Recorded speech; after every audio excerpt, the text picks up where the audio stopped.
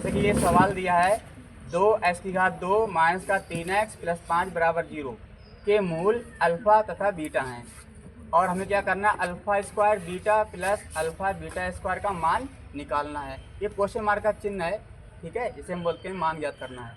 तो हम क्या करते हैं, तो हम मूलों का योगफल निकाल लेते हैं। अल्फ़ा प्लस बीटा सूत्र होता है माइनस का b/a, तो अल्फ़ा प्लस बीटा वैसे ही रखा हमने और ये सूत्र माइनस वाला और माइनस का जो b का मान जो x के साथ में होता है, ये माइनस का 3 जो है ये b का मान है, तो माइनस का 3 रख दिया और बटे a के साथ में जो x स्क्वायर का मान होता है साथ में होता है ये, तो ये 2 जो है ये a का मान है, तो हमने यहाँ पे a का मान रख दिया। तो हमारा आ गया 3/2, माइनस से माइनस प्लस हो गया।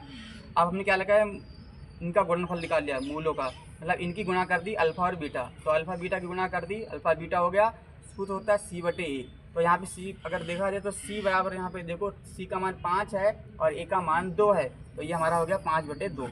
फिर हमने क्या किया, ये वाला जो है हमने यहाँ पे उतार लिया, ठीक है। अब हमें क्या करना है, इसका मान निकालना है। तो यहाँ से देखो अल्फ़ा यहाँ पे भी है, अल्फ़ा यहाँ पे भी है, बीटा यहाँ पे भी है, बीटा यहाँ पे भी है। तो हमने क्या किया, दोनों यहाँ से और यहाँ से अल्फ़ा बीटा कॉमन ले लिया। तो देखा जाए अल्फ़ा यहाँ पे 2 है, घात 2 है, तो एक अल्फ़ा बाहर चला गया तो एक ही अल्फ़ा बचा। और बीटा यहाँ पे सिंगल है तो बीटा बाहर चला गया तो बीटा तो बचा ही नहीं। और इधर वाले में से देखो अल्फ़ा चला गया तो अल्फ़ा तो बचेगा नहीं, यहाँ से बीटा की घात 2 है तो एक बीटा बचा, तो अल्फ़ा बीटा और ये alpha plus beta. Alpha beta का मान है 5/2 और गुणे और अल्फ़ा प्लस बीटा का मान है 3/2।